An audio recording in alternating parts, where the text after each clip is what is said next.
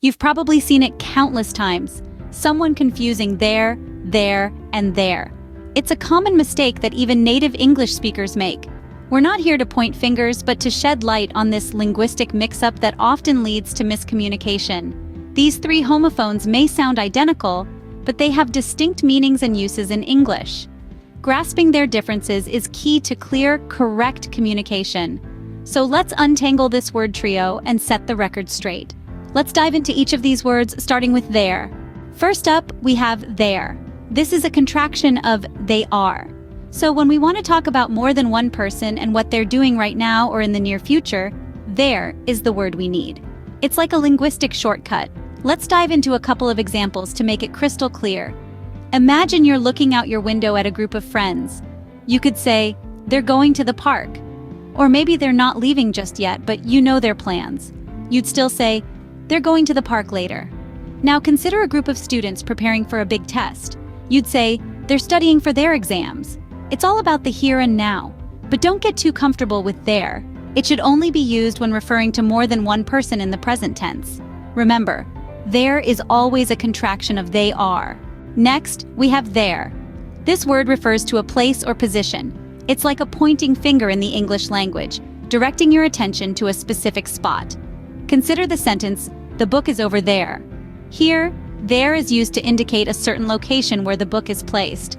It doesn't matter whether you can physically see the place or not. There helps us understand where the book is. Now, there isn't just about physical places. It can also refer to an abstract position or situation. Take the sentence, there are 3 apples on the table. In this case, there doesn't just point to where the apples are, on the table, but also to the fact that these apples exist. It's like saying, look, this is the situation. 3 apples are on the table. So, there is all about location. Whether you're talking about a physical place or an abstract situation, there helps you point it out clearly. Finally, we have there.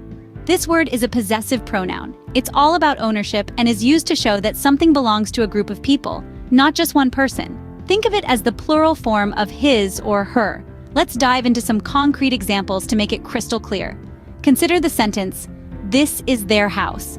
In this context, their is used to indicate that the house belongs to a group of people. It could be a family, a couple, or even a bunch of roommates. Now, let's look at another example. Their dog is very friendly. Here, their tells us that the dog is owned by more than one person. It could be a family pet, or maybe a dog owned by a couple. Remember, whenever you see there, think about a group of people owning something. So, there is all about possession. Let's recap what we've learned about these commonly confused words. We've taken a deep dive into the world of homonyms, specifically focusing on there, and there. Let's revisit the main points. Firstly, there. This is a contraction, a shorter form of they are. It's used when you want to say that a group of people are doing something or feeling a certain way. For example, they're going to the park, or they're happy about the news. Next, we have there. This word is all about location. It's used to refer to a place, whether specific or vague. It could be somewhere physical, like the books are over there, or somewhere more abstract, like there is a possibility. Finally, we come to there. This is a possessive pronoun, used to show that something belongs to them. It assigns ownership to a group. For example, their house is lovely, or it's their responsibility.